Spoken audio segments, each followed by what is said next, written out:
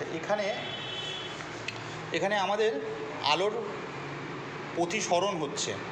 এখানে কি আছে, এখানে একটা আপতিত রশ্মি এসছে, রশ্মিটা এসে এখানে পড়েছে। কোথায় পড়েছে? এখানে একটা কাচের স্ল্যাব আছে। কাচের স্ল্যাবটা কি? কাচের স্ল্যাবটা হচ্ছে কাচের মাধ্যম। দুটো আলাদা আলাদা মাধ্যম আছে, একটা বায়ু মাধ্যম আছে, একটা কাচের মাধ্যম আছে। তোমরা ভালো করে দেখো এখানে কী সুন্দরভাবে প্রতিসরণ হয়েছে এবং এখানে প্রতিসরণ কোণটাও ফর্ম করেছে।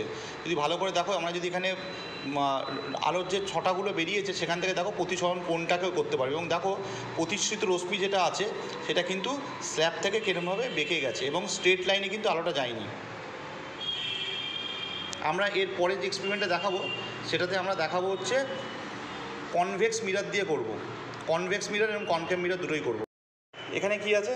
এখানে হচ্ছে ভালো করে যদি তোমরা দেখো, এখানে হচ্ছে আমরা কনভেক্স লেন্স দিয়েছি। কনভেক্স লেন্স দিয়ে আমরা এটা তৈরি করেছি।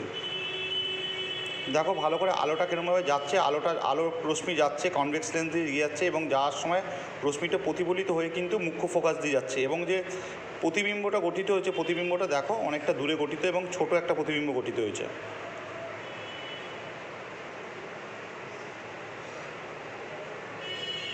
এটা কনভেক্স লেন্স নিয়েছি।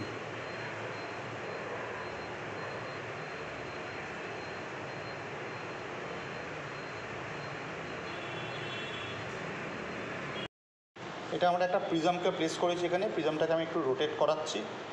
প্রিজমটাকে রোটেট করলে দেখো প্রিজমের মধ্যে আলোর যে প্রতিসরণটা হয়েছে সেটা কিরমভাবে হয়েছে পরিষ্কার বোঝা যাচ্ছে।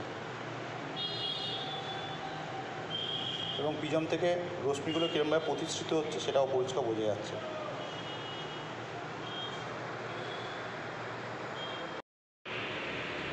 আমরা এখানে একটা কনভেক্স মিরর নিয়েছি। কনভেক্স মিরর নিয়ে আলোর প্রতিসরণটা করাচ্ছি। কনভেক্স লেন্স আছে, দেখো এখানে প্রতিফলিত হয়েছে এবং যে ইমেজটা ফর্ম হয়েছে ইমেজটা এনলার্জড হয়ে গেছে, বড় বিবর্ধিত ইমেজ তৈরি হয়েছে।